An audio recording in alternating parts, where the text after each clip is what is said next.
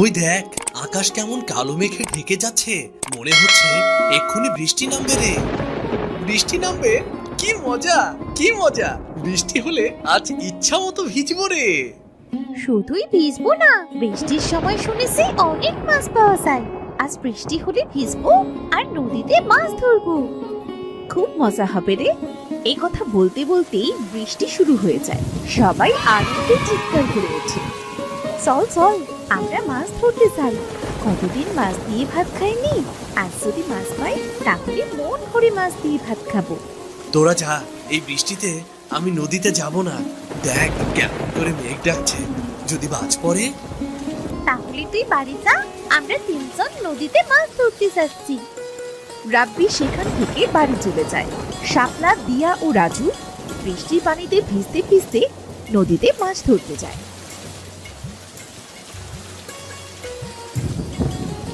তারা অনেকগুলো মাছ পায়। সেগুলো নিয়ে যে যার বাড়ি ফিরে যায়। মা, তুমি এখানে বসে কি এত ভাবছো? এতক্ষণে তোদের ফেরার সময় হলো। রাগ করো না মা, বৃষ্টি হলে তো নদীতে মাছ ভেসে বেড়ায় মা। অনেকদিন তো আমরা মাছ খাই না, তাই নদীতে মাছ ধরতে গিয়েছিলাম। দেখো না মা, কতগুলো মাছ এনেছি। মা, মাছগুলো ঝোল করবে। বৃষ্টির দিনে মাছ ঝোল দিয়ে ভাত খাবার মজাই আলাদা। ঠিক আছে, তোরা তাড়াতাড়ি জামা কাপড় পাল্টে নে, না হলে যে আবার ঠান্ডা লেগে যাবে। রাজু আর দিয়া কাপড় বদলে ঘরে গিয়ে দেখে তাদের ঘরে পানি পড়ছে। তোর বাবাকে কত করে বললাম এবার সালটা সারাও, বৃষ্টির দিনে ঘরে থাকাই যায় না, কিন্তু সে তো পেরে উঠলো না। আচ্ছা, আমি মাছগুলো কেটে রান্না করে নিই। মোহিনী মাছ কেটে রান্না করে।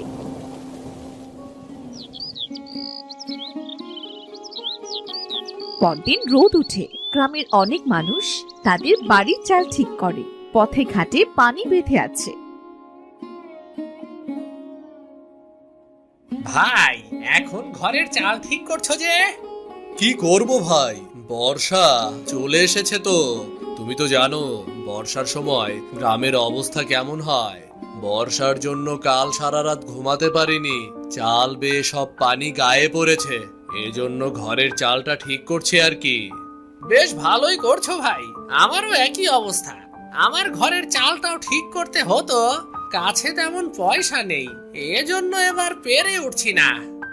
ঘরটা সারিয়ে নাও ভাই, শুনেছি এবার নাকি বৃষ্টির ভাগটা বেশি।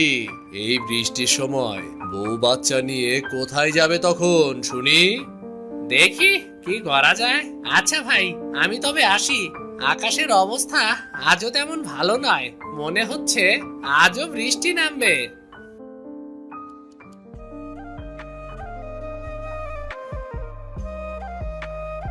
বলি, ও মহেশ ভাই, মাঠে তো সব কাদা, তা গরু নিয়ে যাচ্ছ কোথায় তবে? মাঠে যাচ্ছি ভাবি, যেখানে একটু শুকনো পাবো সেখানে একটু গরুটাকে খাইয়ে আনতে যাচ্ছি। বাড়িতে গরুর খাবারের বড্ড অভাব গো। আচ্ছা, আমি আসি তবে। এই বলে মহেশ গরু নিয়ে সেখান থেকে মাঠে চলে যায়। অন্যদিকে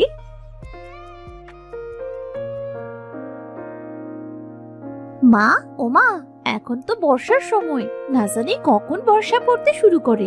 বাড়িতে তো জ্বালানি নেই মা, তখন জ্বালানির অভাবে না খেয়ে থাকতে হবে। আমি আর ভাই মিলে বরং জঙ্গলে যাচ্ছি। কাল তো ঝড় বৃষ্টি হয়েছিল মা, আজ জঙ্গলে অনেক জ্বালানি পাবো। আকাশের অবস্থা তো তেমন ভালো নয় রে, এই অবস্থায় তোদের জঙ্গলে যেতে হবে না। তুমি চিন্তা করো না মা, বর্ষা শুরু হবার আগেই আমরা চলে আসব। তাড়াতাড়ি ফিরিস কিন্তু। দিয়া আর রাজু তাদের মায়ের কাছ থেকে বিদায় নিয়ে জঙ্গলের উদ্দেশ্যে বেরিয়ে পড়ে। তারা হাঁটতে হাঁটতে একসময় জঙ্গলের অনেক গভীরে চলে আসে। দিদি, এখানে অনেক জ্বালানি হয়েছে, চলো একটু কুড়াই আমরা। ঠিক আছে ভাই। দিয়া আর রাজু জঙ্গলের ভেতর থেকে জ্বালানি কুড়াতে থাকে। হঠাৎ চারদিক অন্ধকার হয়ে আসে, আকাশ কালো মেঘে ঢেকে যায়। ভাই, আকাশ তো কালো মেঘে ছেয়ে গিয়েছে, মনে হচ্ছে এক্ষুনি কালবৈশাখী ঝড় উঠবে। দিদি তাড়াতাড়ি বাড়ি চলো, আমার খুব ভয় করছে তো। ভয় পাস না ভাই, আমি আছি তো। দিদি ওই দেখো আকাশে কেমন বজ্রপাত হচ্ছে। চল ভাই, যে জ্বালানিগুলো কুড়িয়েছি তাই দিয়ে 2-3 দিন চলে যাবে। ঝড় ওঠার আগে আমরা বাড়ি চলে যাই, চল। এই বলে রাজু আর দিয়া জ্বালানি নিয়ে জঙ্গল থেকে বাড়ি ফিরে আসে।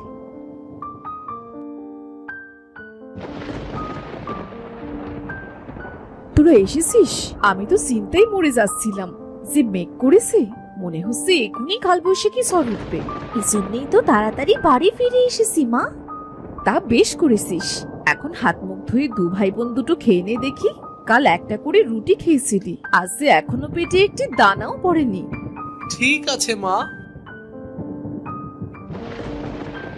তারা হাত মুখ ধুয়ে খেতে বসে। এমন সময় প্রচুর বেগে ঝড় ওঠে। বলতে না বলতেই ঝড় শুরু হয়ে গেল। বর্ষার দিনে এই গ্রামে কোনো কাজই থাকে না, না জানি এবার কতদিন না খেয়ে থাকতে হয়। গ্রামে একবার বর্ষা শুরু হলে আমার তো আর নাম গন্ধটি থাকে না। মা, বর্ষা তো শুরু হয়ে গেল, বাবা তো এখনো বাড়ি ফিরলো না গরু নিয়ে। সত্যি তো, এই ঝড় বৃষ্টিতে তোর বাবা বাইরে কি করছে? কোনো বিপদ আপদ হলো না তো? না গো গিন্নি, আমার কোনো বিপদ হয়নি। মাঠে কিছু কাজ ছিল, শেষ করে তবেই গরুটা নিয়ে এলাম। কাল থেকে তো মনে হয় না কোনো কাজ পাবো। এই বর্ষার সময় যে কেন আসে? বর্ষার দিনে গ্রামের গরিব মানুষদের কত কষ্ট হয়। কথাটা একদম তুমি মন্দ বলনি। আচ্ছা, এসব পরে ভাবা যাবে, এখন আগে দুটো খেয়ে নাও দেখি। মোহিনীর কথা মতো মহেশও খাবার খেতে বসে। খাবার খাওয়া শেষ করে তারা কিছু সময় গল্প করে। অন্যদিকে সময় যত বাড়তে থাকে, ঝড় বৃষ্টিও ততই বাড়তে থাকে।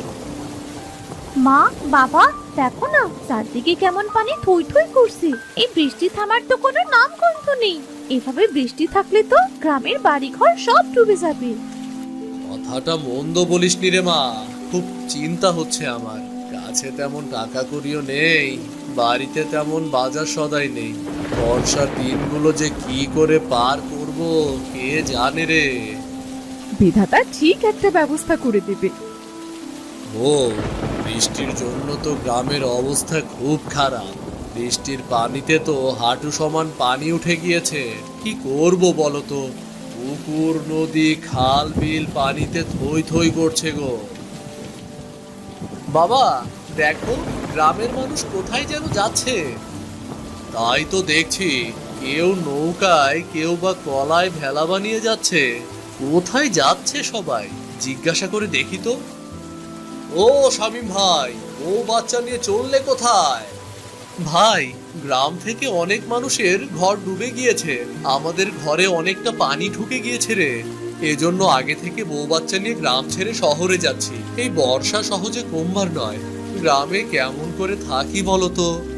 বুঝতে পেরেছি ভাই। আচ্ছা, আমরা আসি তবে। তোমাদের বাড়িতেও তো পানি উঠতে শুরু করেছে, তোমরাও চলো শহরে। দেখি ভাই কি করা যায়। ওগো, গ্রাম থেকে তো সবাই চলে যাচ্ছে, আমরা কি করব? ছেলে মেয়ে দুটোকে নিয়ে আমরা কোথায় যাব?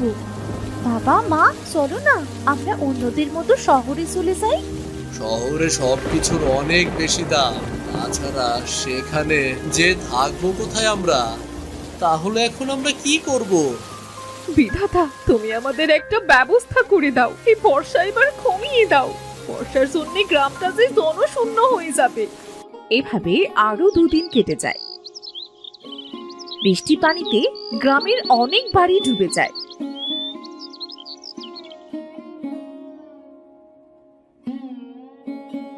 আজ বর্ষাটা কম হয়েছে বলি, বউ বাড়িতে শুকনো খাবার আর কতগুলো আছে গো?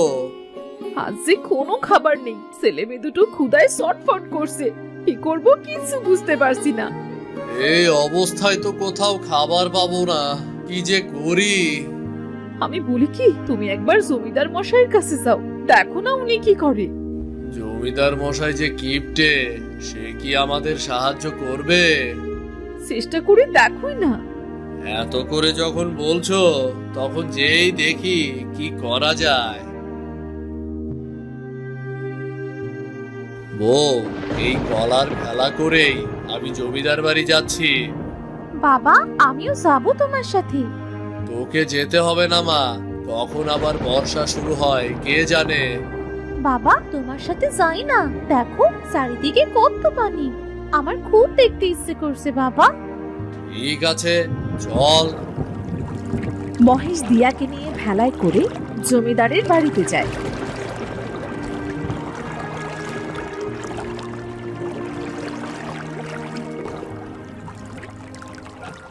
জমিদার মশাই, আপনি যদি সাহায্য না করেন তাহলে কোথায় যাব আমরা? চারদিকে পানিতে ভরপুর, কোথাও কোনো কাজ নেই। এ অবস্থায় কি খেয়ে বাঁচবো বলুন? তোমার মতো অনেকেই আসছে আমার কাছে, তোমার জন্য আমি কি করতে পারি সেটা বলো। জমিদার মশাই, আজ 4-5 দিন ভাতের দানাও চোখে দেখিনি। বাড়িতে কিছু শুকনো খাবার ছিল, সেটাও কাল ফুরিয়ে গিয়েছে। এজন্য আপনার কাছে এলাম। আপনি যদি কিছুদিনের খাবার দিতেন তাহলে বড্ড উপকার হতো। সবাইকে যদি আমি খাবার দিয়ে সাহায্য করি তাহলে তো আমারই কপালে খাবার জুটবে না। তোমাকে আমি সাহায্য করতে পারবো না বাপু। জমিদার মশাই, বর্ষার দিন শেষ হলেই আপনার খাবারের টাকা আমি শোধ করে দেব। এই চিরাগুলো দিয়ে আজকের দিন চলে যাবে, এটা নিয়ে ফিরে যাও। এর বেশি আমি তোমাকে সাহায্য করতে পারবো না। মহেশ আর কিছু না বলে জমিদারের দেওয়া চিরা নিয়ে বাড়ির পথে রওনা হয়। মহেশ আর দিয়া যখন বাড়ি ফিরছিল তখন তারা একটা বুড়িকে পানিতে ডুবে থাকতে দেখতে পায়। বাবা বাবা ওই দেখো, কে যেন পানিতে ডুবে যাচ্ছে, আমাদের লোকটাকে বাঁচানো উচিত বাবা। আরে, ওটা তো একটা বুড়ি মনে হচ্ছে। তাড়াতাড়ি চল, না হলে বুড়িটা মারা যাবে। তারা ভেলা নিয়ে বুড়ির কাছে যায়। অনেক কষ্টে বুড়িকে তারা পানি থেকে তুলে তারা বুড়ির পেট থেকে পানি বার করে। এরপর বুড়ি জ্ঞান ফিরে পায়।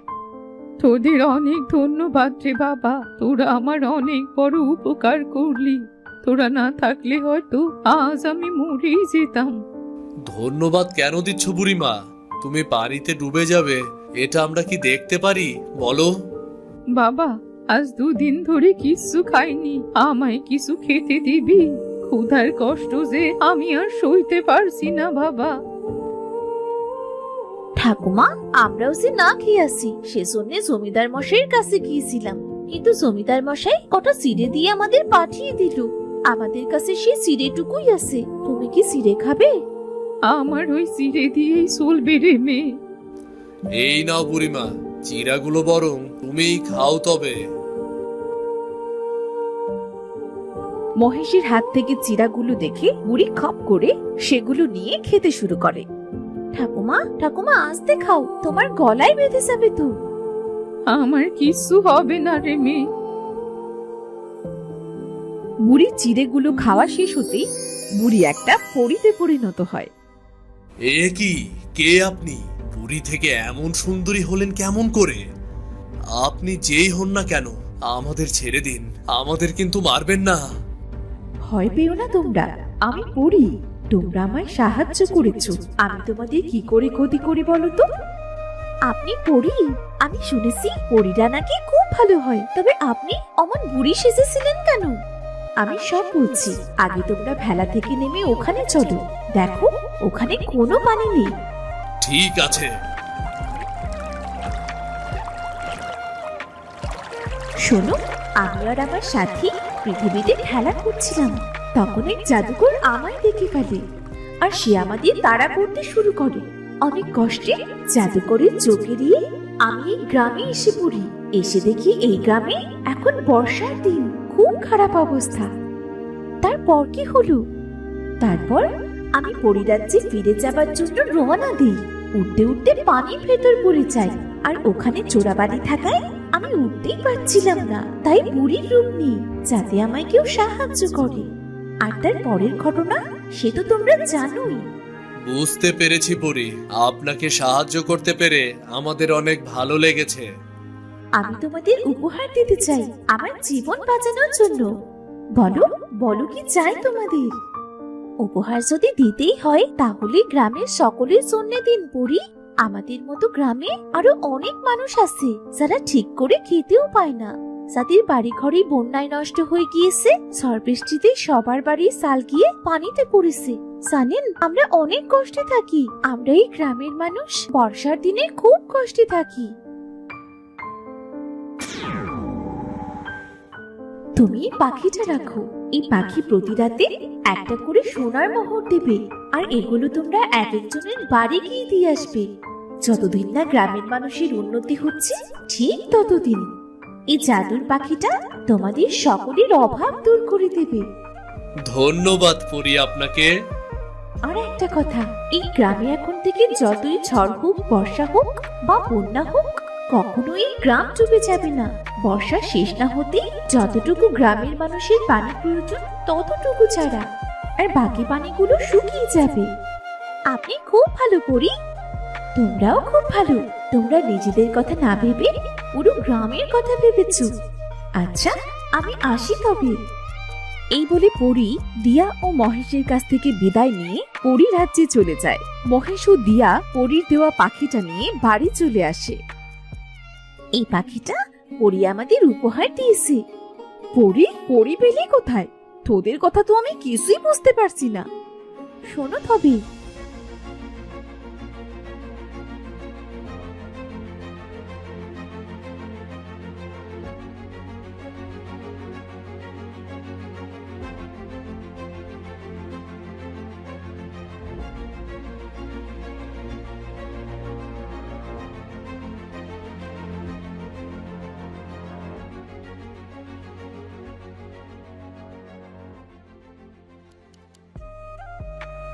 সত্যি বলছিস তুই? এবার যদি এই গ্রামটা বর্ষার কবল থেকে রক্ষা পায়। আমি তোমাদের খাবার দিচ্ছি। ওমা, এই পাখি দেখি কথাও বলতে পারে। আমি সব সময় কথা বলি না। এই বলে পরীর দেওয়া পাখি জাদু করে অনেক খাবার এনে দেয়। নানান রকমের খাবার পেয়ে তো দিয়া আর রাজু অনেক খুশি হয়। পরদিন পরীর কথা মতো গ্রাম থেকে পানি শুকিয়ে যায়, আর পরীর দেওয়া পাখি প্রতিদিন গভীর রাতে একটা করে সোনার মোহর নিয়ে একদিন এক এক গরিব পরিবারকে দিয়ে আসে। কিছুদিনের মধ্যেই তাদের গ্রামের অনেক উন্নতি দেখা যায়। বর্ষার দিনেও এখন আর আগের মতো দিয়াদের গ্রামটা পানিতে ডুবে যায় না।